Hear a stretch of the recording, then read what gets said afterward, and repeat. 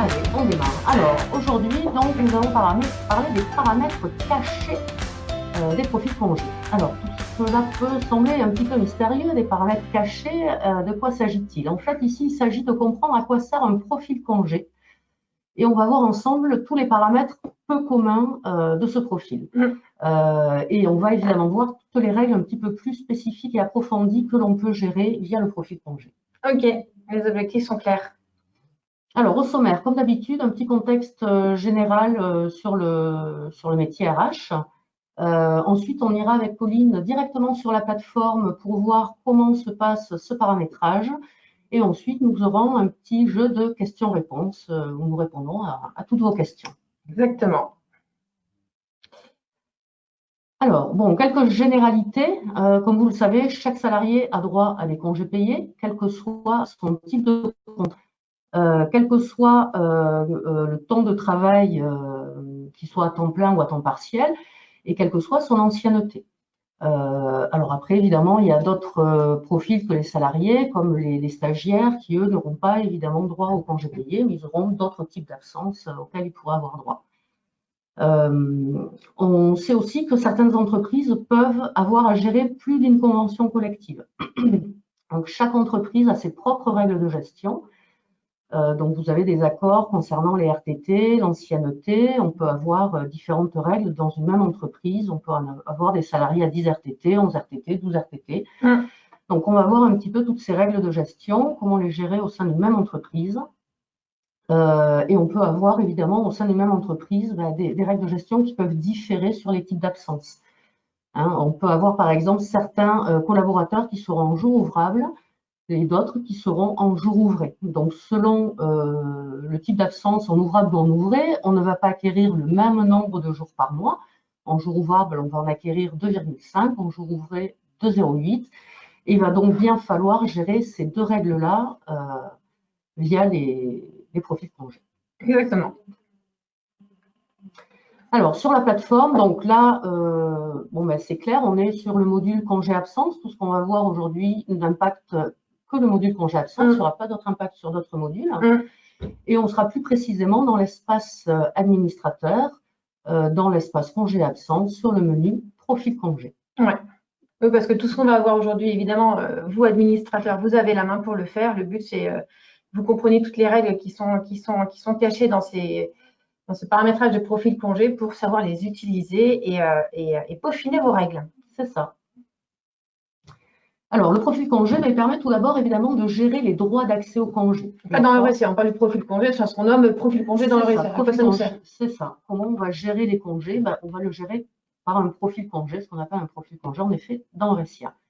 Donc, dans le RSA, sachez-le, chaque utilisateur doit être relié à un profil congé. Si je suis utilisateur de RSA et que je n'ai pas de profil congé dans ma fiche salariée, je ne me verrai pas sur le planning congé, je ne pourrai pas poser de congé, et l'administrateur ne pourra pas poser de congé pour moi non plus. Le profil congé, il a pour premier but, évidemment aussi, de lister les types d'absences autorisées. C'est une sorte de panier ou de chariot dans lequel on va mettre plusieurs types d'absences que j'aurai le droit de prendre en fonction de mon profil. Donc, est-ce que je peux prendre du RTT, du télétravail, etc. Au-delà de lister ces types d'absences, le profil congé va nous permettre aussi de dicter et d'automatiser les règles de gestion entre ces différents types d'absences. C'est une chose de savoir quel type d'absence on peut utiliser, c'est une autre de savoir laquelle on doit utiliser en premier, s'il y a des règles un petit peu particulières à gérer. Petite chose aussi à savoir, on ne peut pas supprimer un profil congé une fois qu'il est créé. Donc, ne cherchez pas la petite poubelle ou la petite croix, il n'y en a pas. Ce que vous pouvez faire, si vous avez un profil congé à supprimer, vous pouvez le renommer à supprimer ou à ne pas utiliser pour être sûr que personne n'aille le sélectionner dans une fiche salariée.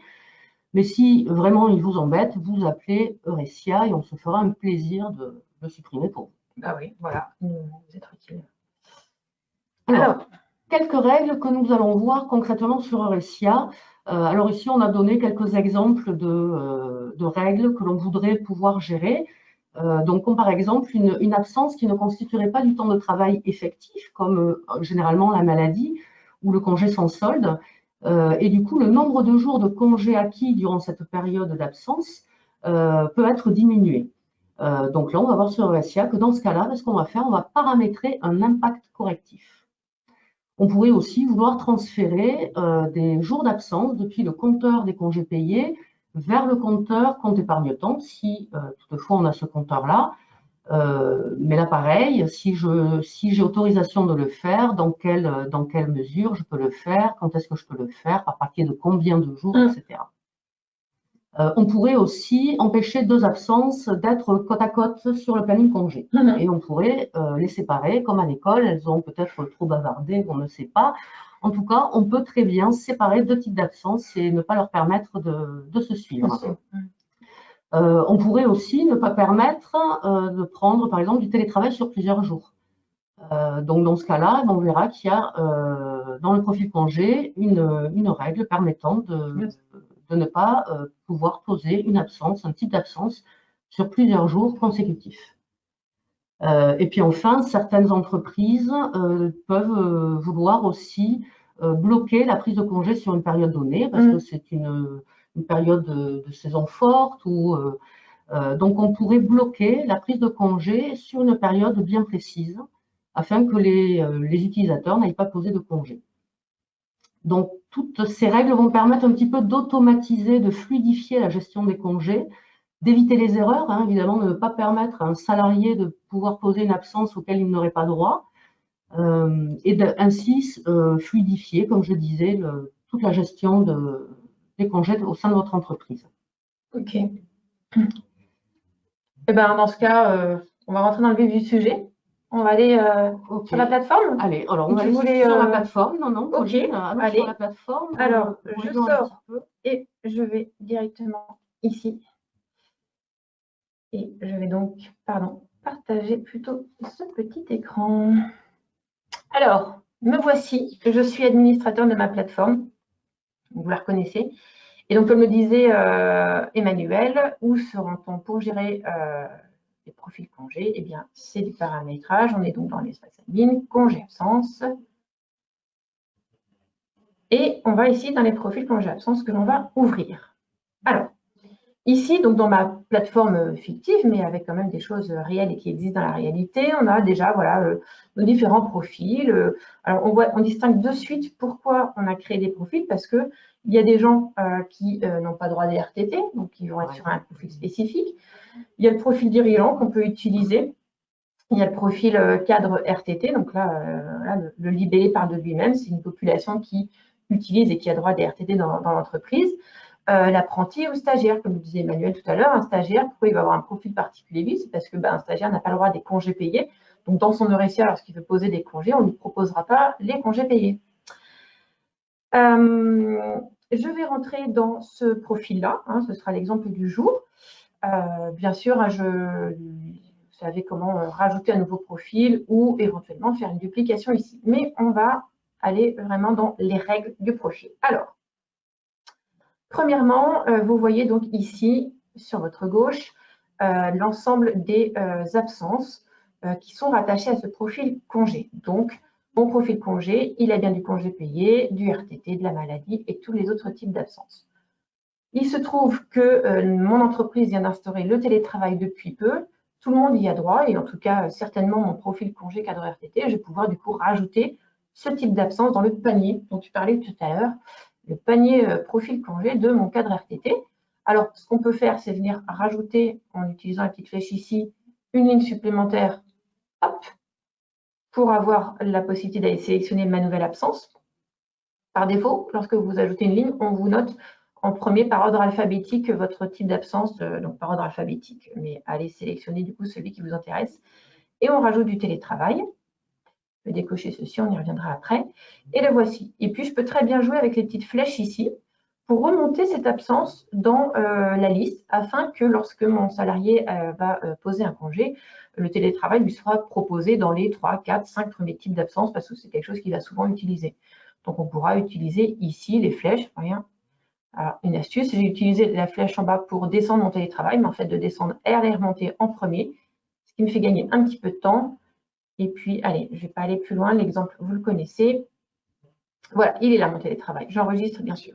Bon, ça c'est simple. Ensuite, d'abord prioriser par période. Alors dans Eurecia, on va pouvoir gérer les compteurs du N-1, du N et du N+1. Et bien ici, on va pouvoir dire pour chaque type d'absence qui ont un compteur, bien évidemment, et bien dans quel ordre Eurecia va devoir aller piocher les congés, et dans quel compteur Eurecia va aller piocher les congés du collaborateur qui est en train de les poser. Évidemment, il faut qu'il y ait des jours dans ce compteur. Parce que s'il est à 0, forcément, on ne va pas aller chercher de N-1 s'il est déjà à 0. Donc là, on va utiliser dans cette liste de roulante les petits numéros pour dire dans quel ordre je vais sélectionner le compteur pour poser les congés. Donc, congés payés, j'ai pris un exemple très simple, 1, 2, 3. Donc d'abord, s'il me reste des congés dans mon N-1, si je pose une semaine, eh bien, j'irai chercher dans mon N-1, puis ensuite dans ma période N, voire dans ma période N+1. Je fais la même chose ici au niveau du RTT, sachant que je peux autoriser la valeur non autorisée, qui là bloque la prise de ce type d'absence sur le compteur désigné. D'accord ? Petite astuce aussi, vous pourriez très bien dire, ok, moi, quand mon collaborateur pose des congés, je veux de toute façon qu'il écume un peu tous ses congés de N-1, et pas seulement les congés payés. Donc, lorsqu'il va poser un congé, je veux qu'on aille chercher, s'il reste du congé payé en N-1, je le veux en premier, mais s'il reste du RTT aussi en N-1, je veux aussi qu'on aille chercher là-dedans. Et ce n'est qu'ensuite qu'il ira chercher dans mon compteur N. Donc, vous voyez, le paramétrage que je fais, c'est que en 1, c'est mon congé payé N-1, et en 2, ce n'est pas mon congé payé N, c'est mon RTT N-1. Donc, ça permet aussi d'aller vraiment à chaque fois vider les compteurs N-1 avant de passer au compteur N. Alors, je n'ai pas précisé, j'espère que déjà ces exemples vous parlent. Et ce que je fais, c'est qu'on va voir d'abord ce que j'appelle le paramétrage facile de ce premier onglet. Et ensuite, je vous montrerai dans la plateforme ce que ça donne. Il y aura un peu plus de concret. On a vu ça. Ensuite, on passe sur ce paramétrage « Inclure dans les calculs de demande automatique ». En cochant cette case-là, ça va permettre du coup d'automatiser la prise de congé sur l'absence que vous avez désignée et faciliter un petit peu le travail de répartition des congés pour le collaborateur. Si je coche « Inclure juste congé payé », eh bien, lorsque Marc, mon salarié, va venir poser un congé, grâce à la répartition automatique, sans qu'il ait eu à sélectionner son congé, on lui proposera directement de prendre d'abord du congé payé. Et on peut aussi cocher RTT pour que ce soit automatiquement la répartition dans le congé payé, dans le RTT, que Eurecia va aller sélectionner ses congés. Bien sûr, une fois de plus, ça ne concerne que les absences qui ont des compteurs. Et autre chose, bien sûr, le salarié garde la main pour venir modifier cette répartition si ça ne lui convient pas.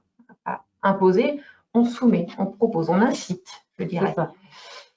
Ensuite, on peut avoir ici rajouté, alors là, on affine encore un peu plus, la priorisation des types de congés en fonction de la durée de l'absence. Donc là, on pourrait aussi inciter notre collaborateur à poser un RTT. S'il a juste un jour d'absence à poser dans la semaine, eh bien, on pourrait très bien lui dire, OK, dès lors que tu poses juste une absence dans la semaine, je t'incite à prendre du RTT. Et dans ces cas-là, Eurecia, lorsque Marc va aller poser un congé, s'il pose juste, par exemple, le mercredi, automatiquement, Eurecia lui dira, OK, c'est du RTT parce que c'est dans ma répartition automatique, et puis ton absence, elle est juste égale à 1, je te propose que ce soit en premier du RTT. Encore une fois, si ça ne plaît pas à Marc, il va changer. Mais c'est une manière d'inciter un petit peu la manière dont on utilise ces compteurs. OK ?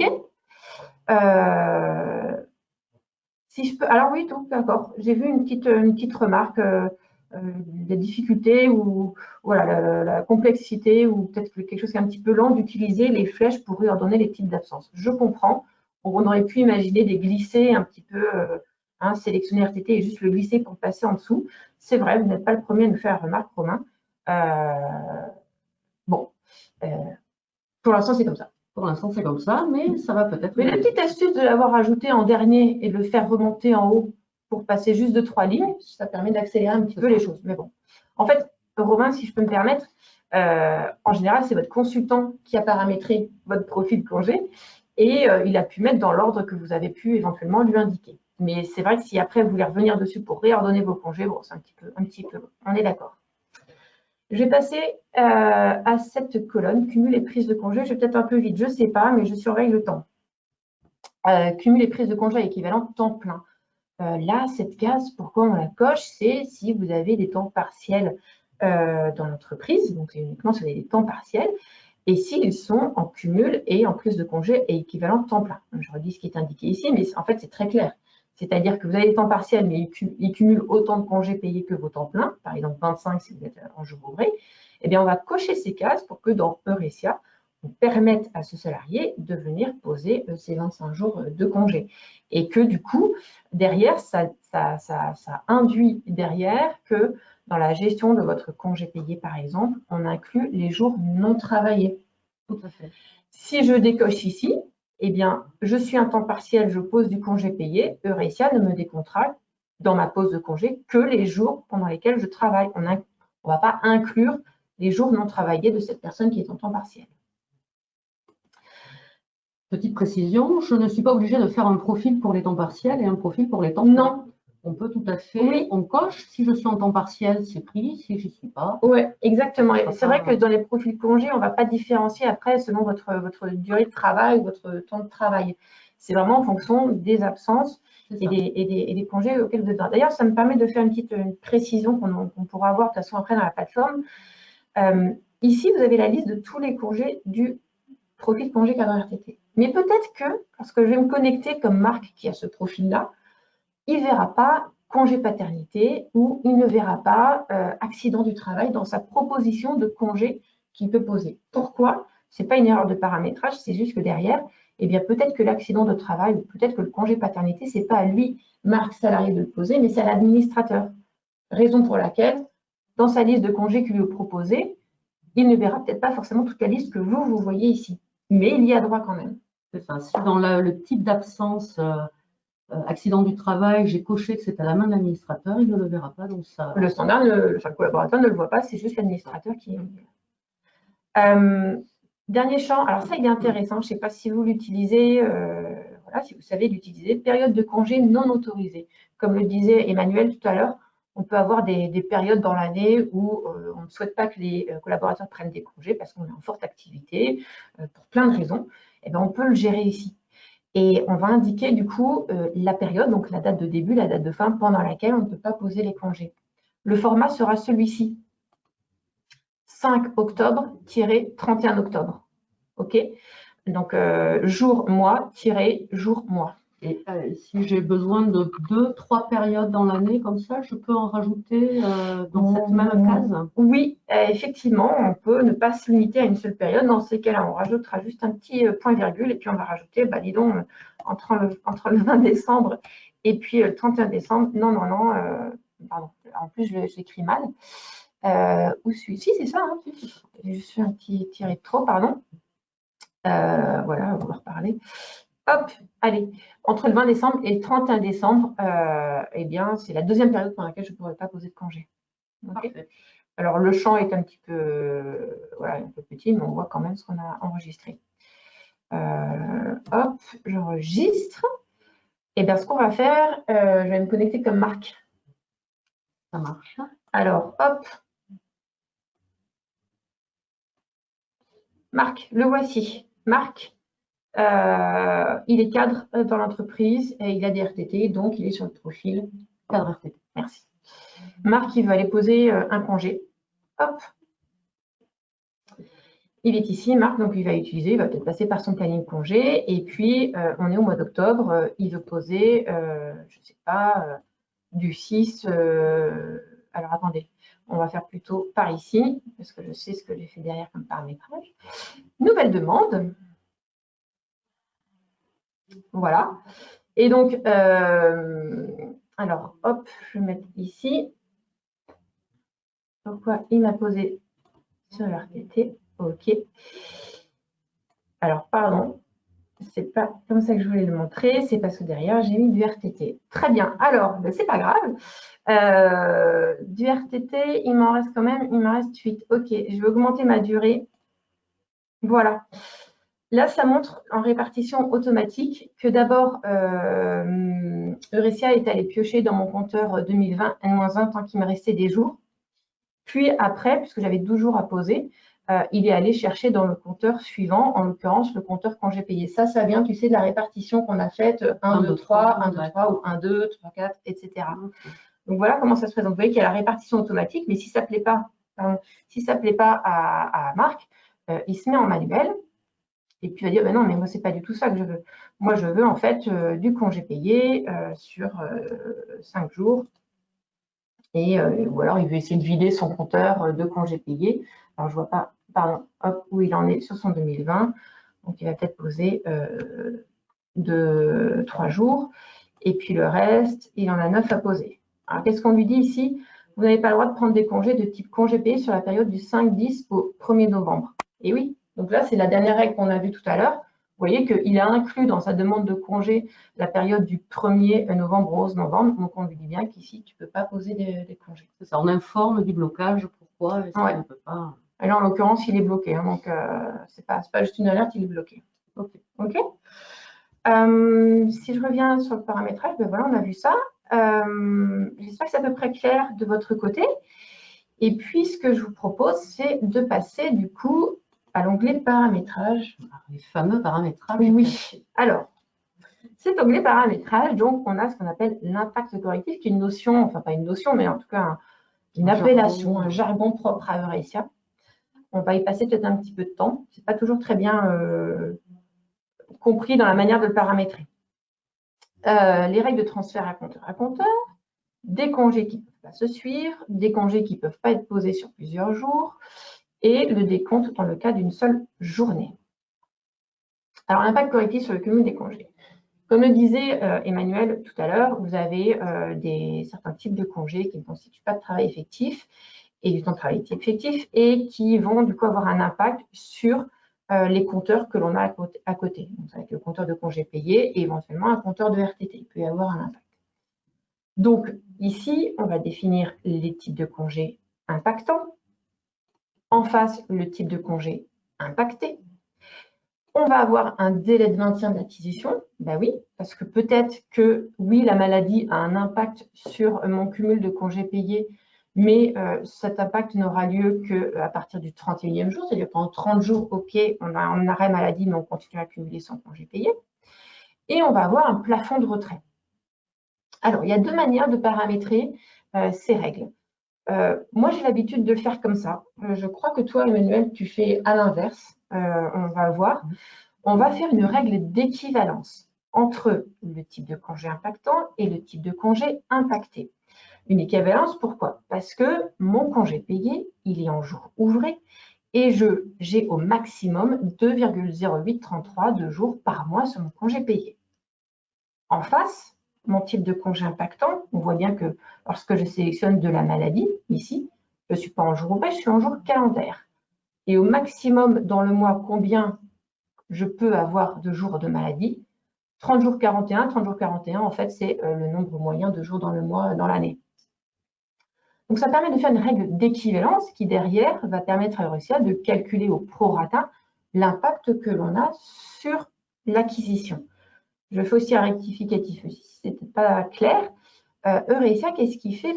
Son nom l'indique bien, un impact correctif. On vient corriger l'acquisition dans le compteur. On ne vient pas bloquer l'acquisition à venir, on bloque l'acquisition qui vient d'être faite sur le compteur. Donc la Marelle, qu'est-ce qu'elle dit? Elle dit, ma maladie, un impact mon congé payé. Pendant 30 jours, j'ai un délai de maintien de mon acquisition, on ne touche pas à mon congé payé. Et puis, plafond de retrait, logiquement, généralement, c'est au maximum combien on va retirer du congé payé à la personne. On va rester sur un maximum de 2,33. On a l'exemple avec un délai de maintien d'acquisition, mais on peut avoir un exemple avec sans délai de maintien. Le congé sans solde, donc là, on voit ici que le congé sans solde, il est décompté aussi en jours ouvrés dans Eurecia, qu'on a en moyenne 21,67 jours ouvrés dans le mois. En face, on met mon congé qui va être impacté, donc le congé payé. Et on va dire, il n'y a pas de délai de maintien de mon acquisition. Dès le premier jour, je vais être impactée. Exactement. Exactement. Et alors, je voulais juste retrouver un petit exemple. Pourquoi je disais que toi, tu fais peut-être pas pareil. Enfin, voilà. C'est vrai que c'est pas évident. Alors, c'est vrai que les 30 jours 41 calendaires ou 30 jours hein, légalement, il me semble en effet que c'est. Ah oui, tu veux dire ici, on est plutôt sur. Voilà. Donc, ouais, c'est le légal. Ouais. C'est vrai que pour moi, c'est pas facile toujours de savoir si c'est 30, si c'est 21, si c'est. Donc, on peut le faire aussi à la journée. Quand je dis pour une journée de maladie, je vais enlever 0 point. Alors, j'ai plus de. C'est 0,6851. Voilà, je vais enlever 0,6851 sur les congés payés. Ouais. Ça va se calculer de la même manière. Oui. Voilà. Après, c'est chacun. Hein, on peut chacun selon votre. Et en fait, 0,6851, on est d'accord que c'est l'acquisition de 2,0833 divisé par 30. Exactement. Voilà. Exactement. Oui, c'est vrai que ça se comprend peut-être un peu plus de cette manière. Mais le résultat, au final, est le même. C'est le même, tout à fait. Alors, pardon. Tac. Hop. 30. Et puis là, je suis à 2,33. Alors, il est bien ton paramétrage, mais je vais rester sur le Oui, oui, il n'y a pas de souci. Bon, on va peut-être voir directement ce que ça fait dans la plateforme. Ok. Alors, je vais me remettre sur Marc, par exemple. Hop, je suis Marc. Alors, bien sûr, j'avais quelques petites choses à l'avance hein, quand même. On va aller voir. Oui, je quitte la page. On va aller voir. Pardon, son planning congé pour vous montrer que Marc, il a déposé un petit sans solde là.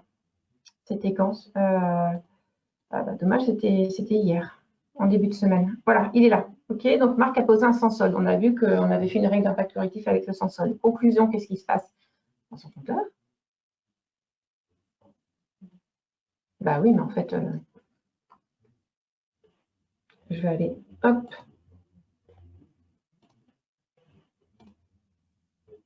Ou plutôt mes droits, ce sera mieux, hein, parce que là, il est manager aussi, il m'a perturbé.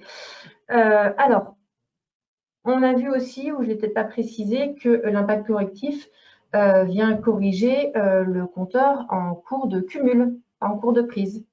Donc là, je suis en cours de cumul sur ma période 2021. D'accord? Donc, je vais ouvrir ce compteur.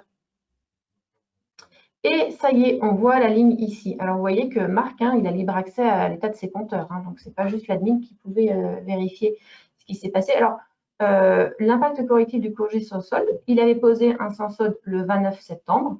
Et on voit ici qu'il y a une petite régule négative qui vient lui retirer un petit peu de ce qu'il avait acquis au mois d'août. On voit après la ligne suivante que l'acquisition du 30 septembre, c'est bien faite, elle. D'accord?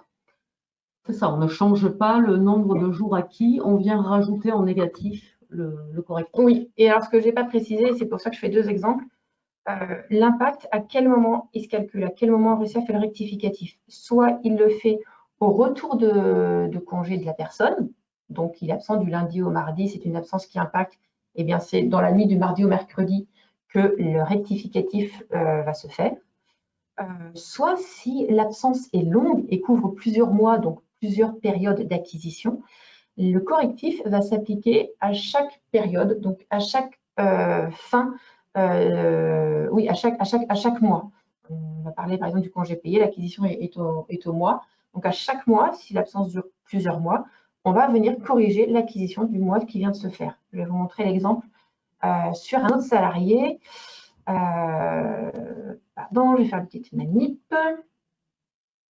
Il est midi 5. Bon.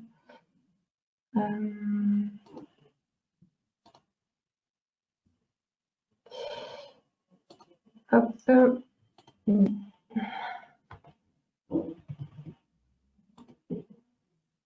Et je voulais aller chez Fanfan. Il est où Fanfan? Il est là. Hop. Je vais me connecter comme Fanfan. Fanfan, malheureusement, il a eu un arrêt maladie. On va le voir dans son planning. Hop. Je suis Fanfan et je suis aussi sur le profil cadre RTT. Le voilà. Je vais me mettre plutôt sur septembre. Voilà. Fanfan, il a été en arrêt maladie et si je remonte au mois d'août, ça a commencé le 3 août. Ok, donc du 3 août Du 3 août au 28 septembre, si je ne me trompe pas. Voilà, il a été en arrêt maladie. Il est revenu au travail le 29, fort heureusement. On va aller voir du coup dans son compteur de congés payés. Que s'est-il passé? Donc, pareil, je vais sur mon compteur de cumul et je vois ce qui s'est passé. Alors, il y a eu beaucoup de choses. Pour rappel, c'est une base de test, donc il y a eu des... Bon. Vous vous occupez pas pour l'instant de ces deux dates-là, d'accord? On regarde ici les lignes, les deux lignes en l'occurrence pour lui qui sont venues s'ajouter dans son compteur. Alors, on voit d'abord impact correctif maladie du 3 août au 31 août. Comme je vous le disais, la maladie a couvert plusieurs mois. Donc, à chaque mois, on va regarder ce qui s'est passé et les absences qui ont eu éventuellement un impact. Du 3 août au 31 août, on voit qu'il y a eu 0 jour sur 29 pris en compte. Sur les 29 jours d'absence, on n'en prend aucun pour calculer l'impact correctif, puisqu'on a vu qu'on maintenait l'acquisition pendant 30 jours. Donc là, Fanfan, il a bien été malade pendant 29 jours, mais il ne se passe rien ici, puisqu'on est encore dans son délai de maintien. Très bien. Deuxième ligne, où là, on va parler du mois de septembre. Il a été malade du 1er septembre au 28 septembre. Et là, alors, en plus, j'ai pris un exemple, j'ai pas réussi. On a ce petit ratio 27 sur 28 jours pris en compte. Et là, on voit bien qu'il y a une régule négative.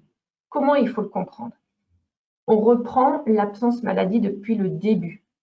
Donc, elle est depuis le 3 août jusqu'au 28 août. Ça fait 29 jours de maladie au mois d'août, plus 28 jours de maladie au mois de septembre. 29 plus 28, ça fait combien, Manuel?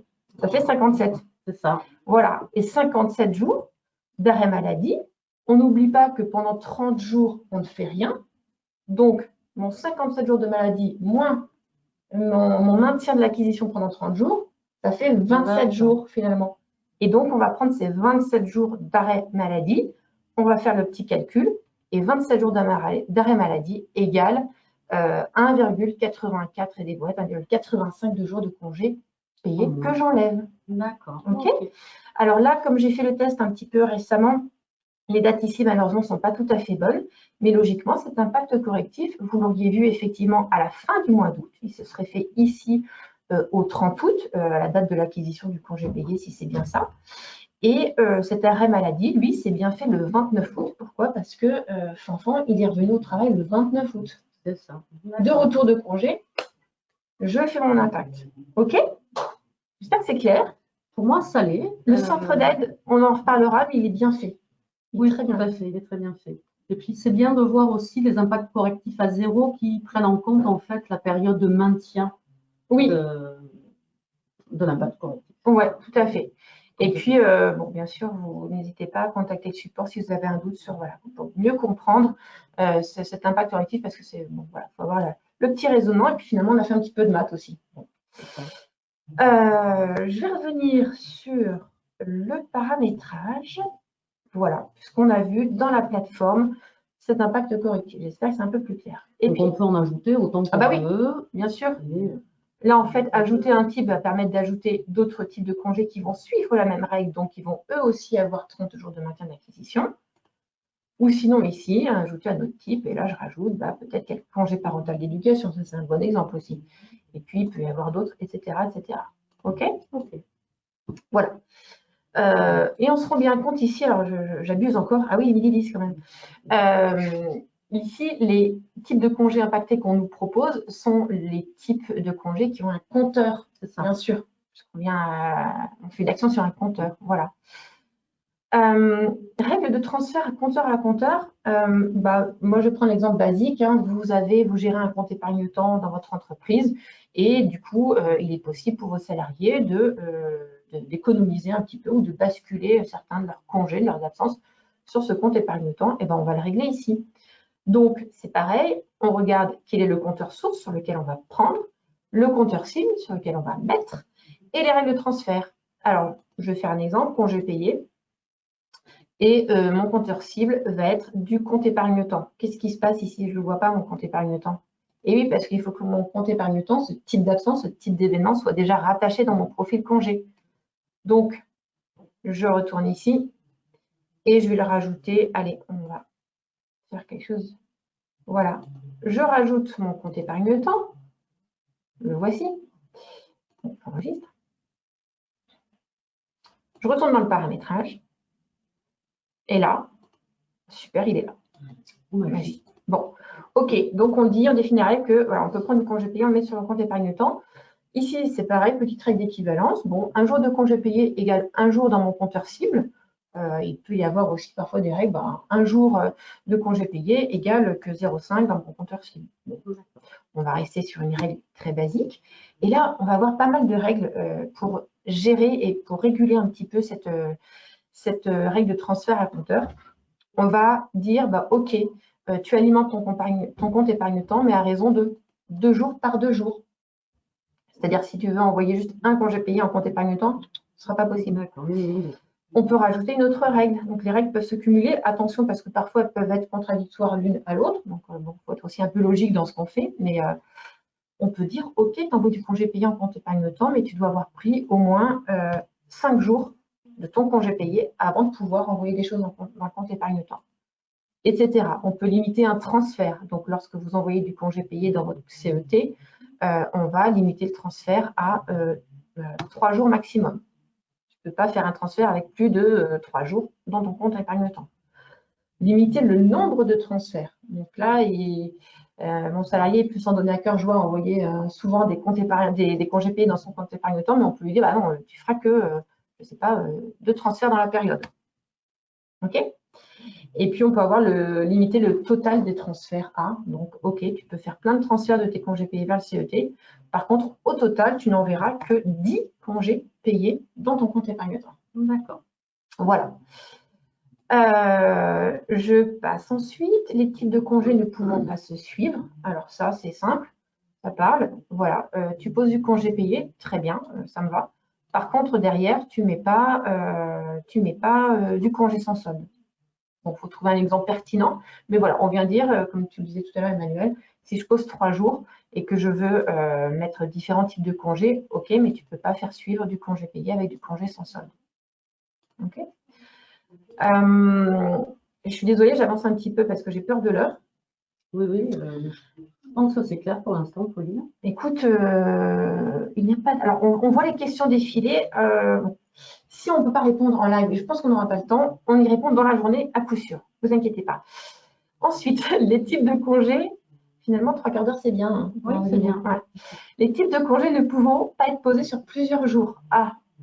Alors, par exemple, parlons du télétravail, puisque c'est assez, c'est assez parlant en ce moment. Merci. Et on va dire, le télétravail, OK, tu as droit à 2 jours. Super. Par contre, tu ne mets pas les 2 jours, le lundi et le mardi. Voilà. Voilà, pour que tu sois un petit peu quand même un peu plus présent entre eux. Mais tu as quand même droit à tes 2 jours. Donc, on va la régler ici. Et enfin, décompte dans le cas d'une seule journée posée.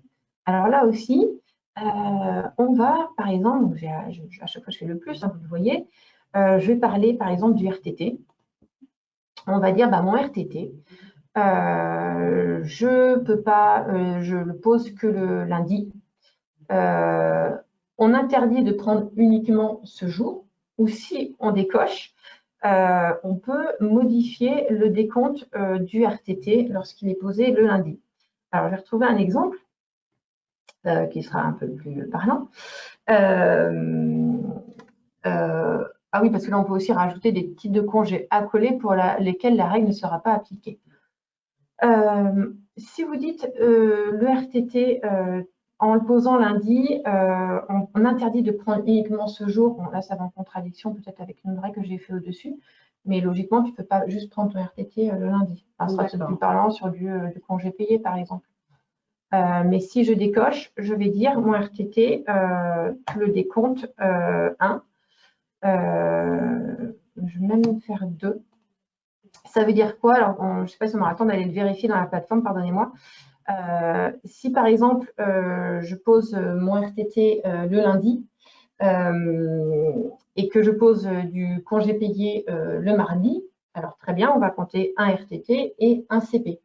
Par contre, si je pose le RTT que le lundi, eh bien, il me sera décompté 2 jours. D'accord. Donc là, c'est un peu des règles, en fait. Finalement, celle-ci, c'est un peu pour contrôler la prise de congé. Alors, il ne s'agit pas de sortir le fouet, mais voilà, c'est un peu plus pour régler tout ça. OK. J'aurais aimé pouvoir vous montrer dans la plateforme ce que ça donne. Je ne suis pas passée, j'en ai parlé rapidement de ça. Les types de congés à coller, bah oui, c'est pour lesquels ne sera pas appliqué, bah, c'est ce que je disais tout à l'heure. On va rajouter le congé payé. Donc, si je pose juste mon RTT le lundi, bah, nous, ça ne nous va pas parce que le lundi, tu dois être présent. Hein. C'est le jour où tout le monde est présent. Donc, on va te décompter 2 jours. Par contre, si tu poses le RTT le lundi et le congé payé un mardi, on n'appliquera pas la règle, ça passe. D'accord. Bon, je ne sais pas si RTT l'exemple le plus pertinent, mais voilà. Il est 17. Est-ce qu'on prend 2 minutes ou pas? Je suis sur Fanfan. Voyons voir. Hop, Fanfan, par exemple, qu'est-ce qu'on. Mais j'ai pas enregistré mes règles derrière, donc on va pas pouvoir montrer ce que ça donne dans Fanfan. Je suis vraiment navrée. Si c'est pas clair, bah, allez-y, envoyez-nous vos questions. Emmanuel et moi, de toute façon, on va y répondre dans la journée par mail sur l'adresse mail qui vous a été communiquée. Je vois effectivement, même si on ne connaît pas la date de l'arrêt, la date de la fin de l'arrêt maladie, bah, l'arrêt maladie est posé effectivement dans Aurecia. Donc, dès que ça passe une période d'acquisition, on fait l'impact correctif. Et puis, au fur et à mesure que vous rajoutez des jours de l'absence maladie, eh bien, à chaque fois, l'impact correctif va se calculer à chaque période d'acquisition. Je ne sais pas si c'est clair. Et puis, une fois que vous savez la date de la fin de l'arrêt maladie, parce que l'hospitalisation est finie, par exemple, et que la personne revient en cours de mois, le dernier impact correctif aura lieu le lendemain du retour de votre collaborateur au bureau. C'est ça. Est-il possible d'interdire le suivi de type du congé simplement sur période? Alors, on voit pas mal de questions qui arrivent. On va terminer la présentation webinaire. Gwen, Simon, Marion, je vois vos questions. Merci, on y répond dans la journée. OK, promis.